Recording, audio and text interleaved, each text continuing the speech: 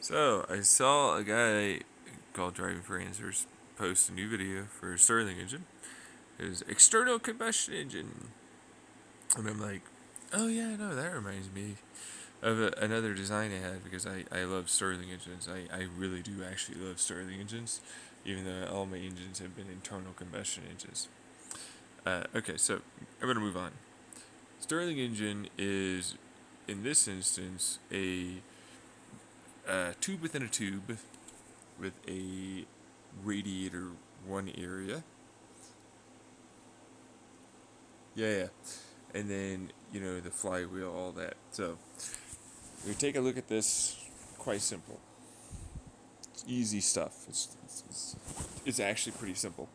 So it's like internal tube, that's an axle or whatever rod, I don't care. And then a hollow one, so that way it can go through. Pulse tube cooling, and then radiator means Jules Thomson from small to medium to large, goes through ideal gas law changes, and then it cools off, sucking it back. There's a radiator there, but there's a radiator at the front for it to absorb more heat more efficiently, more quickly. As a result of that being, offset the right way, it means it moves outwards, that one moves inwards, this one moves outwards, and so now both push-pull happens for each stroke. Like a two-stroke, that one goes out, this one goes in, goes out, that whole thing. But it's like, alright, so I need to more efficiently capture the heat from any given energy source. So, I created a rocket stove vortex design. So it's like when heat is applied, it creates miniature boundary layer vortexes. Alright, it goes one way, vortexes quite well, and it produces a separation vortex where cold is blown back towards the cold side of the radiator and hot's blown back downwards. Well, actually, more, rotatively throughout the entirety of the radiator of the hot side. And then I have a little, umbrella, I guess, with a bunch of like this little chicken wire, steel mesh effectively. Steel wool to try and capture as much of the heat on one side versus another. But that's above, alright? So then it has to go over and then back over and then back over to finally come back out. So it's a very high heat. And then if you use glass, well, not glass, it's glass, but it's not glass. A good way to put it is like it's a two-way mirror glass thing. So it's like as it has holes in it, it will allow for the air to come out, the hot air to come out. But see, here's the thing: it's glass, yes, but it's not because it's a mirror, and then it's also actively cooled because remember that whole gas, the air gas. Well, I found out that if you use a liquid that expands and undergoes a phase change system, you can get more work energy out of it. And if you use multiple liquids that can phase change, like a gas and then a supercritical, it's a gas and a liquid, and then a liquid that's low pressure, then you get even better results. Then I was like, alright. So then it reflects back most of the IR onto the hot spot. And then this liquid, of course, is now a gas that's going back into the hot side. And so doing, it's capturing as much of the heat as efficiently as possible for the external combustion as possible and turning it into workable motion energy.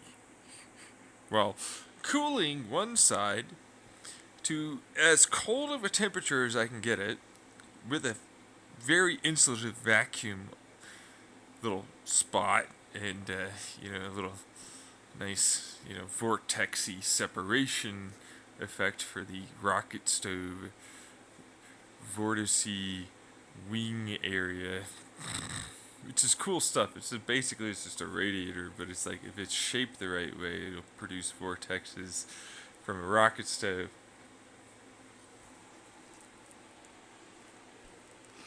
And then you end up getting a much better, efficient capture of the heat and the capture from that heat of cold, because I'm going to have to use that heat to turn into cold using the vortex, but also it produces a constant, continuous airflow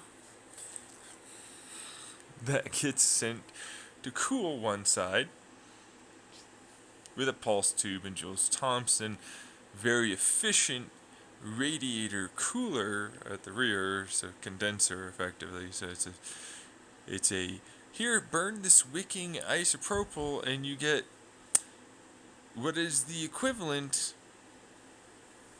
of an AC phase change engine. It's a Stirling engine. Because that's what it is. It's a Stirling engine. It's supposed to be a Stirling engine. It works off the Stirling engine principles. It's a Stirling engine. It's my Stirling engine design. It's just a tube within a tube, and so then it moves the flywheel, the right way. Because then it's like, well, this is an arm that's attached to like this area, connecting right to that, so that way it's offset correctly and it rotates the right way. So tube and then rod can rotate inside of each other with very low friction now. But it's an AC, it's a heat pump. So it's like hot here, make of the spins and the pressure differentials, and then capture work with the tube and rod and movie rotate thing happen. It goes inward and outwards, that's both, making energy, and same thing with the other one. Where it goes out and in. You get the picture. I'm tired. I've been awake for a while. You can probably hear it. It just stimulated me enough to be like, oh yeah, that's an old design I had for a long time ago. From a long time. Like, it's for a long time. I've had it for a long time. It's been a long time since I talked about it. It's just like, well, it's the quietest and the cheapest way to make a Stirling engine, and that's about it. It's like all you have to do is produce these little vortexes, which take a degree of pressure. It's like if you want them to be super efficient, then yeah, I guess. I mean, it's certain pressures, yes, but there are other ways to make ring or other vortices, which will produce the same effect. So, I don't know. This one's always this weird one, because like if you don't know about the vortice thing I'm talking about, it's like because it's produced in a particular way, hot goes one way, cold goes another way, right? And so, like, that's fine though, if you properly vortice it, right? Now, the reason why I saw it was because Linus Tech Tips did a video about it, but it was like, I thought that was a thing myself when I was in my Chandler house before they ever put a video out, and it was like, oh, so it is a thing. There you go. It was a thing all along. Okay. Turns out, all along, it was a thing.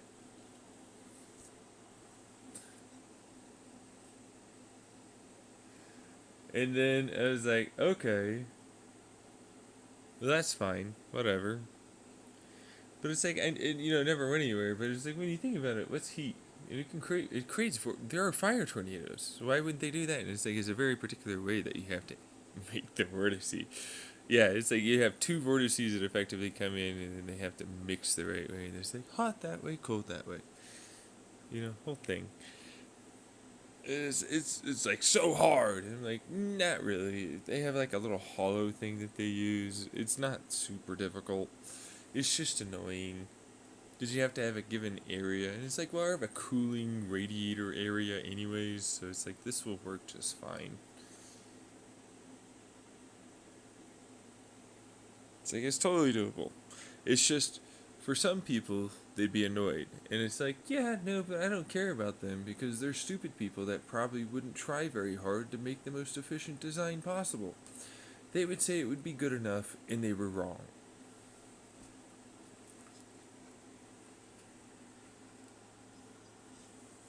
All right, I think that'll be about it. Um,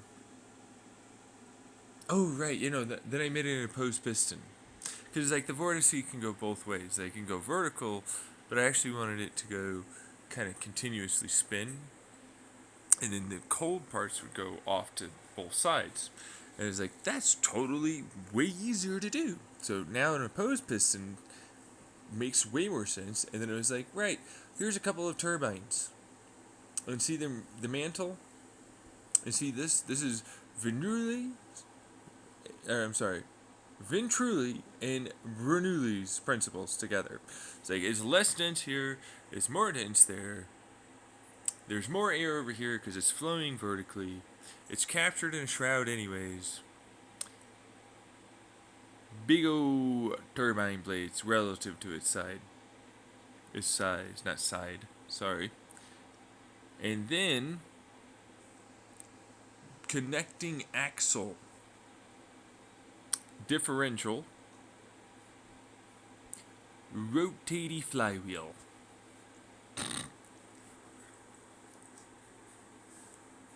And a push-pull Stirling engine rotating turbine sucky air thing. I don't know. What do you want from me, man? It's the equivalent of the 3-chamber opposed piston, where it's like as it expands, it gives me energy. As it goes in, except I got both expand and in both at the same time, with a big freaking turbine fan blade that's gonna input its energy into an axle. That's right there, anyways, because differential, top and sides now go into one main flywheel, and that's fine. It would work just fine. Because convection still occurs. Do you not understand how convection... Like, alright, so as it's going forward to lower pressure, sucky effect, because faster-fied air go blow across tube.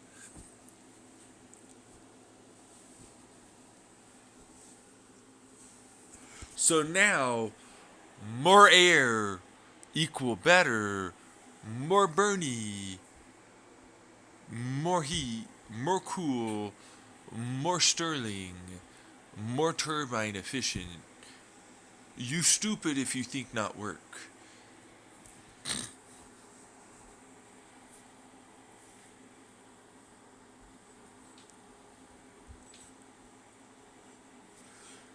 Go burr on like some motorcycle. I don't fucking know. What do you want from me? Just blow air in. Just. Here's some wood chips. That ought to do it. Fuck off. Doodles. There's a little bit there at the end. Bye.